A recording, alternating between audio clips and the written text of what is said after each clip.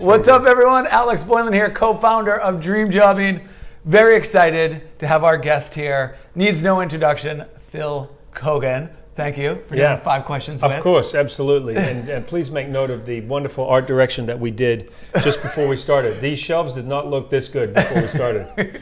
Now everything's been carefully placed into the shop. It's pretty awesome. We're here in Phil's office here in Santa Monica. Pretty awesome. So, Phil doesn't need any introduction, but he's been hosting The Amazing Race for the last 18 years, 32 seasons, 10 Primetime Emmy Awards. You've hosted and produced over 1,000 episodes of television. I started when I was very young. and we're gonna get into that, which is awesome. And he also has world records, including bungee jumping. So as I was talking to you about this, this whole series is here to inspire young people to find the path to their dream career. And I know you're very passionate about that with a lot of the work you do. And let me say that I really appreciate what you're doing. It's hard sometimes to take on a challenge like that because it's not the easiest thing to necessarily fund or to get out there. But I really admire what you've been doing, you and Lisa, in terms of wanting to encourage people to live their best possible life. I appreciate that. That's awesome.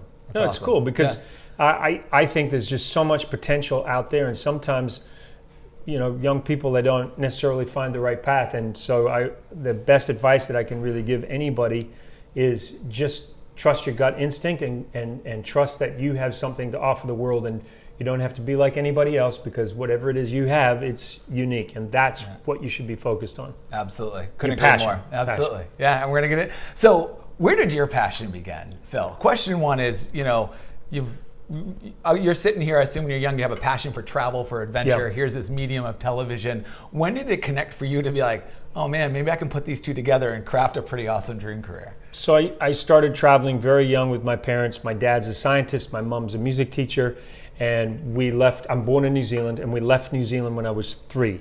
And so I attribute my passion for travel to my parents sharing with my sister and I. My sister is very close in age, taking us all around the world, all the way through our younger years, right up to high school, all extensively through the Caribbean, Central America, South America, all over the world, and meeting people. So I feel like that's what instilled my curiosity, my desire to travel, and also this desire to tell stories. I just love meeting new and interesting people. And so when I was leaving school and I was thinking about what I was going to do, I knew I wanted to tell stories. I didn't know exactly what form that would take, whether I would be a writer or a host or a producer or a director, but I knew that I wanted to tell people's stories. And so my first job in television was actually loading a film camera just like this one right here. It's a CP16 film camera. It's unbelievable. And I got the opportunity to go out and shoot news and shoot different productions.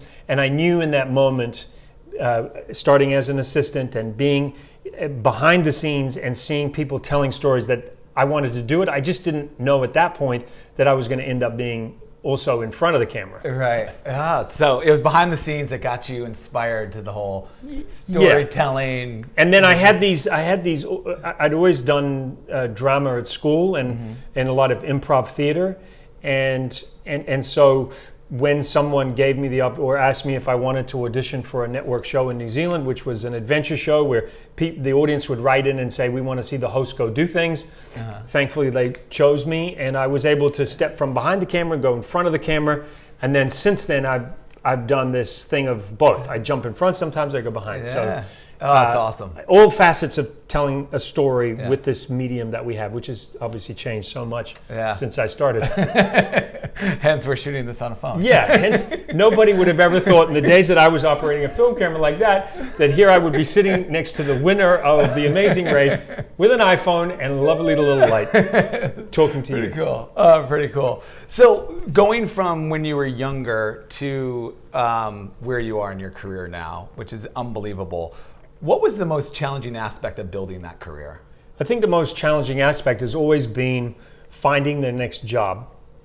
And for my parents' generation, certainly my grandparents' generation, understanding that when you're not getting paid, you could be working harder, and you are working when you're not being paid. The idea that looking for a job and trying to find that perfect job is a lot of times a lot harder than the job you might be getting paid for. Yeah. And that's still working. Yeah. So I remember having conversations with my grandparents, and they would be like, so we're just, we're really concerned that you're not working, like, what do they think I'm doing, sitting at home? Just because I'm not being paid doesn't mean I'm not getting working. I'm writing up ideas and pitching. So, it's the hardest part is when you're not working, you worry about spending money that you don't have. Mm-hmm. And when you're working, you're too busy to spend the money, and then you're thinking, oh, I need to be saving for a rainy day, because one day, it's just part of our business. Yeah. You're going to go through periods where you're working, and then there are periods where you're in drought. Yeah. The way I equate it to people is it's a little bit like surfing, where you ride a wave, and no matter how good the wave is, that wave will break. Yeah. And then it's your ability to then get off that wave and swim back out and try to catch another one. That's that part from swimming from shore back to get another wave. Mm-hmm. That's the hardest part of our business. Yeah. Sometimes it happens quickly. A lot of times there's you're waiting a long time for those waves. It's so true, and this is all about you, but sometimes what's happened in my career in this business is like sometimes, especially I'm curious if this happened to you, sometimes it was hard to focus on the project even at hand because I'm thinking a little bit too far down the road. Yeah. Because knowing that this business is ups and downs, did that ever happen to you?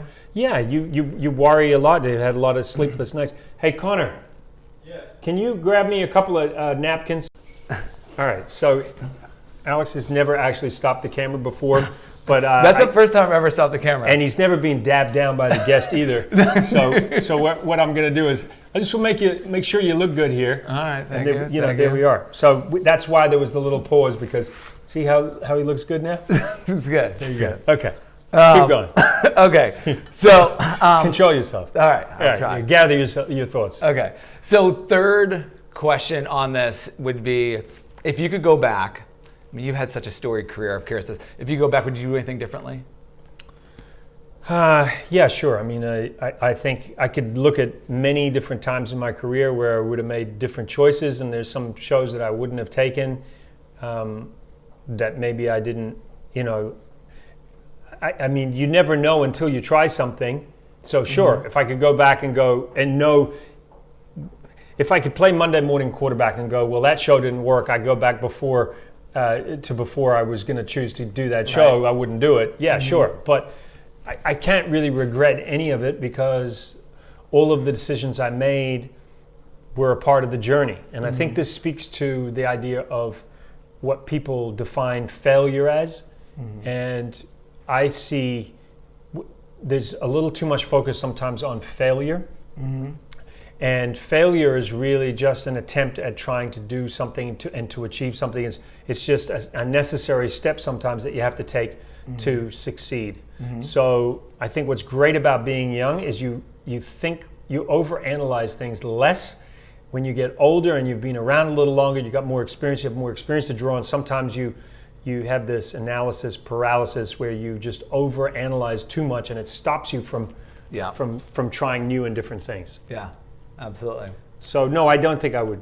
Yeah. It's just it is what it is. It's just my journey. Any advice if you're looking at a younger kid who's starting off, saying and he's wants to be Phil Keoghan and loves travel, loves adventure? Yeah, what would you say to that person? I would say to you that listen to your gut instinct, and just because someone else says no does not mean that it can't happen.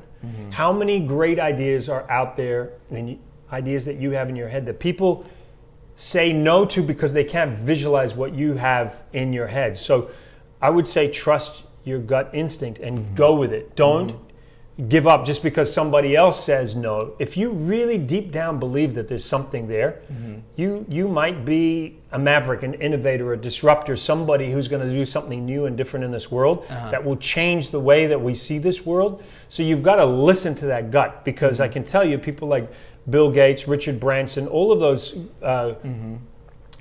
groundbreaking people in business and innovation, there were a lot of people that told them no, but they just continued to strive towards their goal. Yeah. And thank goodness they did, because the world would be a different place without them. Absolutely. I say that all the time too. I've heard no a lot more than I've heard yes. And you will. Yeah. And if you're not hearing no a lot, it means that you're not pushing the boundaries, or you're not pushing the possibilities. So you're going to run into a wall of no a lot in your life. And the question is, I guess the wall reference is a very topical one right now, but the question is, are you going to stop at the wall, or are you going to find a way to go over it, under it, or around it, and or right through it?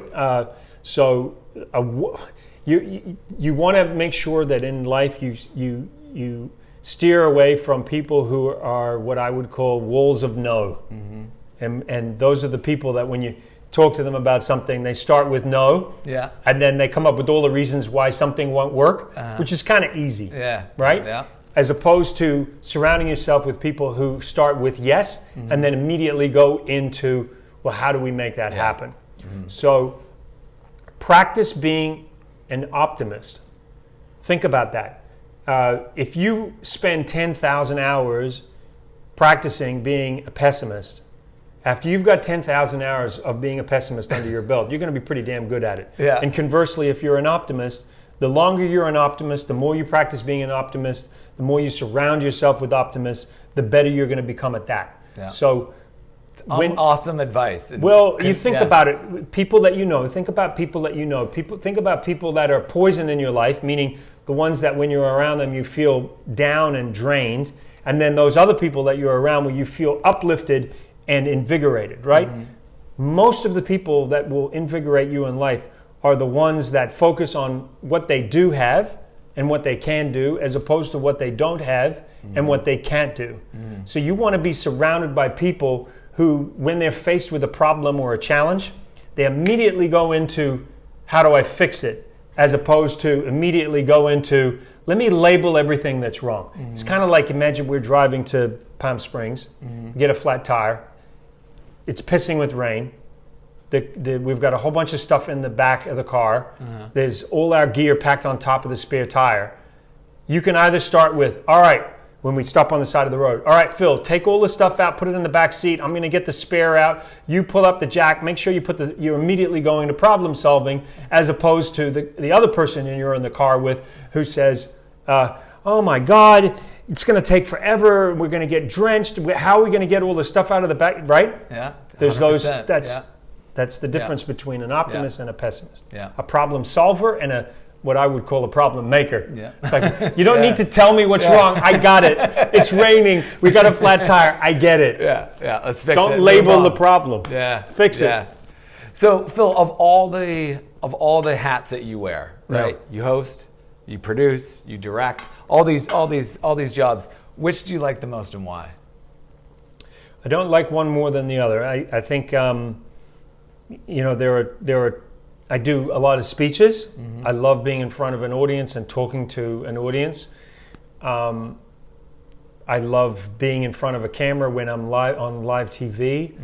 I love anytime that I feel like I'm making some kind of captivating television and I'm a part of a team and we're making something that's really new and different. I hosted a live show with Jane Lynch called Earth Live. It was a 2-hour live show where we had 25 cameras all around the world, animals all around the world, people all around the world.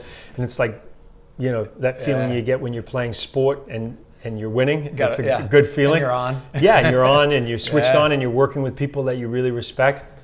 I can't really say that I like one thing more than the other. I just want to be engaged, and it doesn't matter whether I'm wearing the hat of host or whether I'm behind the scenes or whether I actually pick the camera up myself and I'm shooting something, or it's the love of everything. It's the love of telling a story, in whatever form that comes. That's awesome. All right, fifth and final question. This comes from a student at Loyola Marymount University. His name is Mateo. It's actually his dream job. He wants to work at National Geographic someday, which you know a lot about. So his question is, how do you deal with all this travel, missing your family and your friends? How do you deal with that personally? Well, you're making a lifestyle choice if you get into a job where it involves you traveling, right? So you have to be with a partner, a wife, or with people who support that choice that you've made. It's like people who go into the military where someone in the family may go away for 6 months. So you can't be fighting with somebody over whether over whether you are allowed to or they want you to go do that. They have to support you 100%. So that's the first thing. It's incredibly difficult because you're away from home sometimes at pivotal times when you want to be at home. So it's a lifestyle choice. So you have to ask yourself that question. Are you prepared to make some sacrifices on the family front in order to fulfill things that you want to do in the work area? Now, there are lots of television jobs that you can do where you don't have to travel too. Right. But if you're going to make that choice, then you need to make sure that you're in a relationship where there's an acceptance of that, because there's no way to fix it once you get into it. It is what it is. Yeah. And I've got friends who travel a lot more than me, who work on crew as his cameraman and sound people, and they might be away 85-90% of the year away from their families, and they roll from one job to the other, and so it's really you have to find that balance. You're making a choice. If you make that choice, then you gotta live with it. Yeah, absolutely. Well, Phil, first of all, thanks for doing 5 questions with. Want the audience to know also about your podcast, Bucket, because I want you to tell the audience a little bit more about that. But if you're looking to be more inspired by people doing what they love to do, his podcast, Bucket, is right on point. Yeah, well, it has perfect synergy with what you're trying to do. So, Bucket with Phil Keoghan is a podcast that is essentially about ticking it before you kick it. So it's tick it before you kick it. Like, do the things that you really want to do in life. So my wife and producing partner and I, we started this podcast where we start talking to inspirational people who can inspire, to help to inspire. I just sit down with them like this. I have a conversation with them. Just recently we posted a conversation that I had with Kevin Roberts, who has this idea called Love Marks, which Ad Magazine had called a top 10 idea of the decade. People like Laird Hamilton, Gabrielle Reese have spoken to astronauts, all kinds of people from all walks of life who have found their passion, who are living with passion.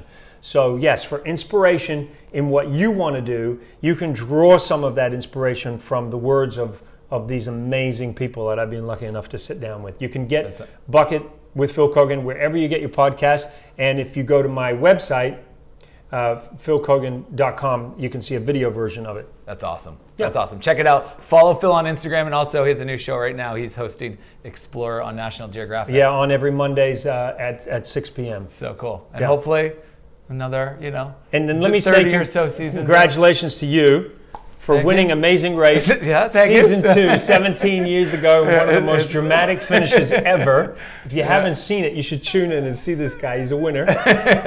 He won with Chris, and I love what you're doing, and I love the fact that you have a passion to share your stories and to be able to inspire people like this. It's a cool thing you're doing. Yeah, I appreciate it, Phil. Yeah, man, it's Thanks cool. a lot, man. Yeah. Good to see you. All right, guys, we'll check in with you next time. Cheers, everyone.